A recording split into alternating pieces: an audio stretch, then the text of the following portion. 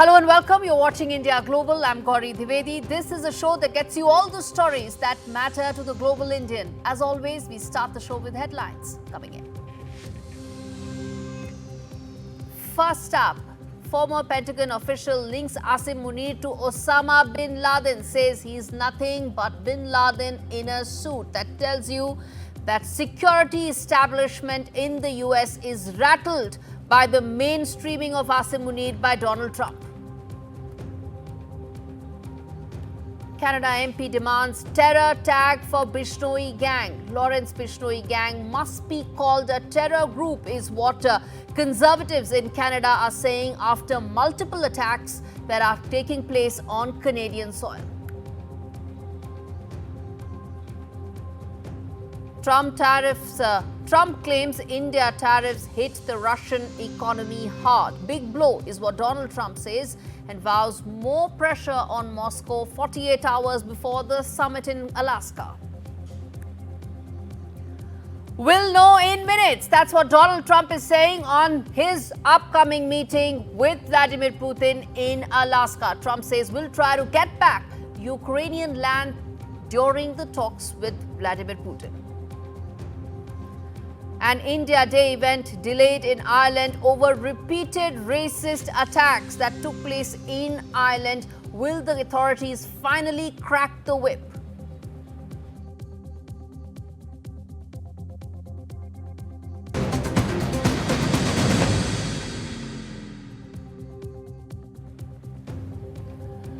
Top story on the show, Osama bin Laden in a suit. That's how a former Pentagon official just described Pakistan's army chief, Asim Munir. Now, the comparison isn't hyperbole. Munir's chilling threat made on American soil warned that if Pakistan goes down, it will actually take half the world down with it. Now, this is straight up nuclear blackmail, dressed in military fatigue and spoken at a meeting in Florida, in front of a stunned US military brass. And the fact that this statement comes from the military chief of the very country where Osama bin Laden was taking sanctuary, less than a kilometer away from its military cantonments, tells you exactly what is happening right now in Pakistan. And this is rattling the security establishment in America as well. They understand what Donald Trump is trying to do here. He is mainstreaming Asim Munir. He's mainstreaming Asim Munir's Hindu phobia. He's spoken about it more than once. And rolling the red carpet for Asim Munir has dire consequences for a rogue regime. And that needs to be now kept in mind. And that is why Michael Rubin, a former Pentagon official, has said that Munir's words expose a dangerous truth. Pakistan's nuclear arsenal isn't just unstable, it may soon be uncontainable. He's calling for Pakistan to be stripped of its major non-NATO ally status, labeled a state sponsor of terrorism. Now, what is all this and why is this happening? That needs to be kept in mind. Before we play out Michael Rubin, I want to say two things that needs to be now kept in mind, viewers. What Michael Rubin is saying is what New Delhi has been saying all along, something that the world needs to recognize. Here is a country who is the fountainhead of the instability in South Asia. And that is what Michael Rubin is now airing. Listen in. Pakistan's threats on American soil are completely unacceptable. Pakistan is raising questions in many people's minds about whether it can fulfill the responsibilities of being a state or whether the time has come for it to end. In many ways, Pakistan's rhetoric, the field marshal's rhetoric, is reminiscent of what we've heard from the Islamic State and from Osama bin Laden. There's absolutely no reason anymore why the United States should consider Pakistan a major non-NATO ally. All right, let's get in my colleague Shiv Arur for more on this, managing editor of NDTV, joining us live. Now, Shiv, this is something that India has all along been saying, that the instability in South Asia comes from Pakistan. Nobody knows who actually controls the nuclear switch in Pakistan. And this is what people like Mr. Rubin are actually saying. Osama in a suit, or more appropriately, Osama in a uniform, is perhaps the most appropriate phrase anyone could have thought of. And I'm not surprised that it's come from someone like a Michael Rubin, who has spoken out against Pakistan before Gaurie. I think the concern that he has raised and the concern that you have raised is exactly right. The language being used by Asim Munir from American soil, talking about taking half the world down with him, if Pakistan is to come under attack, just 3 months after Operation Sindoor, in which their entire country was completely pinned down and paralyzed using non-nuclear conventional power, just tells you how insecure, volatile, and irresponsible Pakistan is. It also shows you how, the language of a suicide bomber, and I don't say this lightly, goes from the youngest cadet all the way up to a senior most field marshal of the Pakistan army, when he talks about not destroying the enemy, but destroying half the world. So instability in the region, the fact that things continue to be volatile, the fact that India needs to continue to reiterate that Operation Sindoor is not over, it has only been paused, all flows from the fact that our neighbor, headed by a man like Asim Munir, who travels all across the world to be wined and dined by the United States, continues to be a major non-NATO ally, as Michael Rubin correctly said, of the United States, and still feels comfortable enough and confident enough to stand on US soil and issue dangerous nuclear threats with no US response whatsoever, tells you not only that is Pakistan the fountainhead of regional and global instability, but that he has powerful friends, and that India, walks a lonely road as far as navigating geopolitically what the next few days and weeks and months actually really mean. Remember, there are big meetings coming up that will, tectonically shift some of the other relations we have in the world right now. Trump and Putin, there are other meetings that are being planned as well. Yes. But as far as Pakistan is concerned, I don't think Osama in his suit is going to be reviewed or revived anytime soon. All right, we leave it there. Shivarut, my colleague, decoding that for us in terms of the description, the impact, the perspective in terms of why this needs to now be handled carefully, in a calibrated manner by New Delhi. In fact, let's quickly now get in Brahma Chandra for more on this, and also the big questions that we are posing as always on India Global. Let's put that big questions out as well, and then we'll get Brahma to answer some of them. First and foremost, is Pakistan the fountainhead of the reason for instability in South Asia? That's the biggest question. Next up, the second question that we ask is why is Trump emboldening Asim Munir? There are these red carpet welcomes that are happening for Asim Munir. He wined and dined with Donald Trump about last month, and now once again, just because he throws a Nobel recommendation letter. Next question that we are asking is, will India now re-evaluate its no first use nuclear doctrine? We've been very clear, very responsible that we are not going to start this. It's only when we are attacked that we have our nuclear weapons to defend. Do we need to change that, re-evaluate that, especially in the wake of Asim Munir's rant? And the last question, Brahma, that I'm going to put out is that should US take control of the nuclear switch of Pakistan? Now, the command and control centers of Pakistan's nuclear arsenal is a matter of grave concern, huge instability, which is why America needs to step in. Let me start by asking you, Brahma, what do you think about Asim Munir's rant? Dr. Rubin is right. General Munir is indeed a rabid Islamist. He has exposed himself again and again as an advocate of violent jihadism. And for him to make the kind of statements that he has made on American soil was not only just undiplomatic, but actually underscores the fact that Pakistan under this guy, after all, he's the most powerful man in Pakistan. So Pakistan under this guy is headed toward even greater troubled times. In terms of where this is headed from here on, India's options need to be calibrated. We also need to review our, no first use doctrine as far as nuclear policy is concerned. And also we need to have a very clear assessment of how this is likely to impact our relationship with the US. After all, he's using American soil for these kind of rants. You raised two very fundamental questions, Gaurie. On the first question, the Indian government declared that it achieved its objectives during Operation Sindoor, and that's the reason why it agreed to cease hostilities. But the developments that we are seeing since then suggest that Pakistan, and especially the Pakistan Army under Munir, feels even more emboldened. This suggests that what happened in Pelgam actually might be repeated and repeated in a bigger way. So we have to be on guard because it's clear, especially given the American backing, which has become now so open, the American backing of Pakistan, that the Pakistan Army will seek to do some major mischief against India. The other thing that we have to keep in mind is that the US under Trump is acting in ways that erodes the civilian authority in Pakistan while further emboldening the Pakistan Army and this newly minted Field Marshal Munir.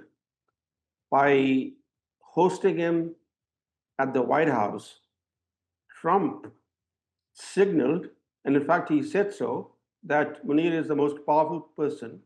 So by hosting him, he further undermined the civilian authority in Pakistan. Prime Minister Sharif's government is a weak government. It's backed by the military, but it's weak. Everybody knows that in Pakistan. But what Trump has done is to further weaken that government. And then to make matters worse, the US has now hosted Munir for the second time in less than 2 months. So the US might be emboldening Munir to stage a coup and get rid of this weak government in Islamabad. This certainly is not good for regional security and certainly not good for Pakistan's own security. All right, let's leave it there. Brahma Chandra joining us on India Global. Thanks much for speaking to me. Well, bottom line, viewers, as far as Asim Munir's rant is very clear. Well, he is Hindu-phobic, he's a rabid Islamist, and he's a man who has never won a war and is the second Field Marshal of Pakistan. He's done that himself, he promoted himself on his own, despite not winning any war whatsoever. Now, he is also becoming a cause of greater instability in South Asia. Pakistan's nuclear arsenal, anyway, is the fountainhead of the great tensions in South Asia, and Asim Munir is building on that. Now, with Trump already laying the red carpet for him, is he now not only mainstreaming Munir, but also laying the foundation for Asim Munir to be the next president? Already, Donald Trump has told the world that Shahbaz Sharif hardly exists. His government doesn't exist. It's anyways weak. But with him now choosing to dine and dine with Asim Munir, is Sharif's government now, for all practical purposes, powerless and defunct? Remember, viewers, every time there is a backing of Pakistan by America, the military gets more emboldened. And Pakistani military, every time when it gets emboldened, it only has one ramifications, that is the security network in the entire region gets further affected. Well, we are shifting focus now to the other story that we're tracking on India Global. More than half of India's exports to the US are now under pressure. Starting the 7th of August, a sharp new US tariff hike kicked in, with 55% of Indian goods now being impacted. This is, remember, our largest trading partner where it has been impacted. Now, what does this mean? This has ramifications in terms of our overall trade outlook.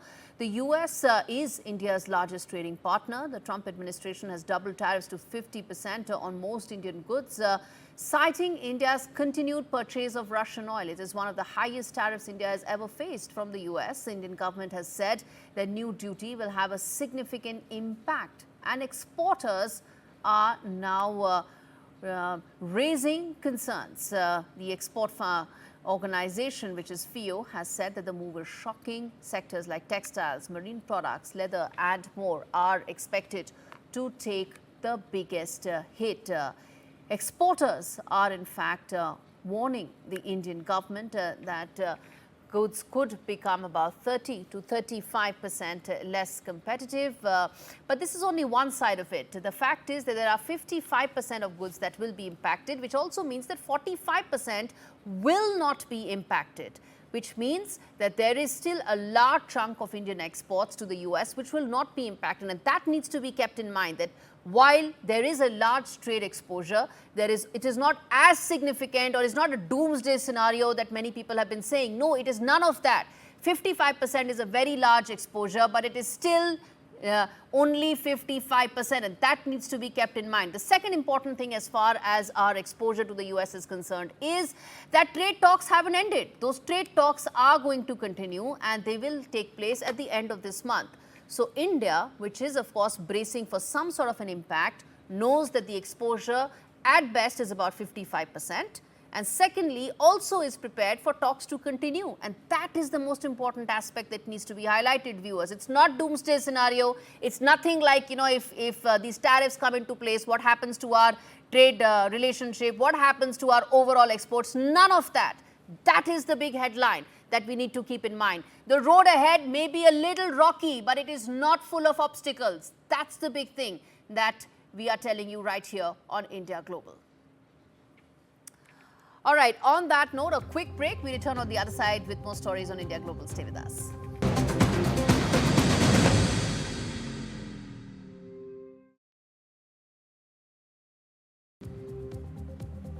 You're watching India Global with me, Gaurie, Dwivedi. The other story that we're tracking on the show is Canada facing a growing security threat.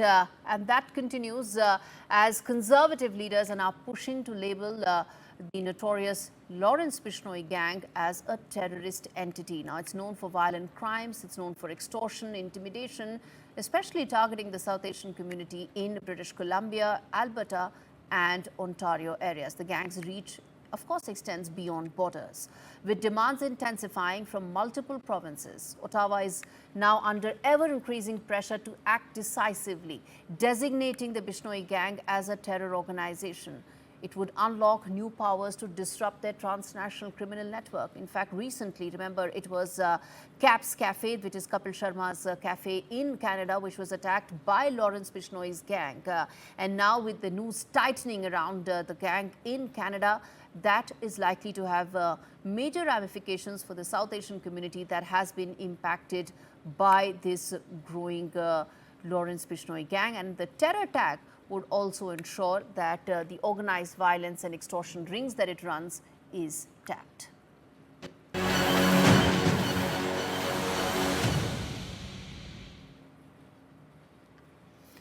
Turning attention now to the other big story on the show. Well, it's the meeting the world cannot stop talking about, the most anticipated meetup of the year. Donald Trump and Vladimir Putin face to face this Friday in Alaska. On the table, well, a possible end to Europe's longest and most brutal war since Second World War, with Ukrainian territory on the line. The stakes couldn't have been higher, and yet Ukraine is not on the table, doesn't have a seat at the table. Well, it hasn't earned it, if you think from Trump's point of view. European leaders are also on the sidelines. Again, they're a footnote, hardly a play as far as Trump's playbook is concerned. Kiev is still waiting for confirmation, while headlines focus on who's in and who's left out. One nation is quietly shaping the conversation. One needs to keep in mind that Prime Minister Modi did hold talks both with Vladimir Putin as well as Zelensky, just going into the Alaska summit with the President Trump. Now, in fact, India is uniquely positioned to probably be the only country in the world that has lines of communication that are robust and up between both Russia and Ukraine. Even last year, when Prime Minister Modi had visited Russia, he followed that up with a visit to Ukraine. And now, while he spoke with Vladimir Putin on Friday, and there's also a confirmation that the Russian president will be in India soon, he also spoke with the Ukrainian president in terms of what he feels and what India feels should be the path to be able to solve this, which is peacefully find a resolution. And he's also said Prime Minister Modi has said that this is not an era of war. Now, while the West grapples with open diplomacy, India is playing the long game. Behind closed doors, you see New Delhi is trusted by both Moscow and Kiev and now acknowledged by Trump as a key player on Russian oil and economic influence. Meanwhile, for more on this, let's quickly now rope in we have a guest joining us on the broadcast to talk more on this. Maximilian Hess joins us to talk more on what this means in terms of the summit, the possible outcomes, and should we actually be tempering our expectations? And we'll get the big questions as well on our screens as well. But Mr. Hess, in your assessment, how optimistic are you really in terms of this summit leading to some sort of breakthrough? I won't even use the word ceasefire, possible breakthrough in this long and grinding war. Well, thank you for having me. I'm not very hopeful that there will be a breakthrough. I think both the wider West's negotiating position and Trump's individual interests and what he hopes to extract from Russia are too far apart for Putin to agree anything meaningful towards. Yes, there is a personal attraction, a very strong one in that, from Donald Trump towards Vladimir Putin, but while his interests are very different from the wider West's, even his interests and what he wants Putin to concede on will be too hard to make a deal on, let alone what Ukraine wants a deal to be made on. And in your sense, do you think there could be any potential concessions that the Russian president may look at? He's coming into the summit with significant military wins, a momentum in the last couple of weeks. Do you see any concessions being made? No is the short answer. That's I a deal mean, breaker. diplomacy is always good and we should always welcome it, but Russia is not negotiating in good faith, and Putin sees that he has advantages on the battlefield right now. He believes that his economy can get through this storm relatively easily. I think he's wrong there, but he believes that. And so Vladimir Putin won't make concessions. And even if there is a deal, if Trump agrees to the kind of deal that Putin wants, then the world will become a far more dangerous place for the foreseeable future. And I think that itself is a deal breaker, Mr. Hess, because if there is no concession, then there's really no deal on the table. Even if Zelensky is not on the table, at the end of the day, there will be any possible breakthrough only and only if there are any concessions that can be made. You know, which also brings me to ask you the other aspect of this summit, which actually impacts New Delhi, it impacts India directly. The Russian oil sanctions that Donald Trump has come up with, everybody knows it's because the American president has been frustrated with the fact that there's not been a ceasefire. He's not been able to close a war, which he thought he would do in 24 hours. So we do get impacted directly with the outcome of the Alaska summit. One is that there could be an end to the war. Second is there could be a different perspective to the sanctions that Donald Trump has incorrectly put as far as India importing Russian oil is concerned. Your thoughts there? It is, of course, a major impediment. Now, Vladimir Putin could try to agree a deal with Donald Trump on matters that he cares about, such as the future of the Arctic. That's why the summit is being held in Alaska, or the future of the natural gas industry. I don't think he has really much to offer Trump there, but he could try to make negotiations. But then to actually make some kind of agreement that Ukraine and Europe will accept is going to be far harder. Now, Ukraine and Europe will have real difficulties funding the war without U.S. supplies of military goods, but there is still quite a lot more they can do. The Europeans in particular have just been unwilling to do so on their own. But as we often see, the Europeans will make every mistake before they finally come around to the choice that they should have made in the beginning. Let's leave it there. Mr. Maximilian Hess, who's the author of Economic War, Ukraine and the Global Conflict Between Russia and the West. Thank you so much for speaking to me on India Global View. As well as we wrap things up, let me quickly now tell you why is Alaska such an important place, and why exactly is Alaska really the host of this summit. First and foremost, this is 55 miles from Russian territory, the closest actually in terms of distance between America and Russia. And in fact, during the Ice Age, during the earlier time, Beringer Land Bridge actually connected US and Russia via Alaska. It also underscores, viewers, the geographic proximity between Russia and the US, and many would say potentially offers a semi-neutral midpoint for Vladimir Putin and Donald Trump. And this is also the region, the Arctic Circle really is the new theater where both Russia and US pretty much face each other off, and which is why this region could be extremely important. And a bit of historical fact as we wrap things up, this was in fact sold by Alexander II, the Tsar Alexander II in 18th century to the US for $7.2 million in gold. Well, that's all the time we have on this edition of India Global. Well, viewers, thanks so much for watching.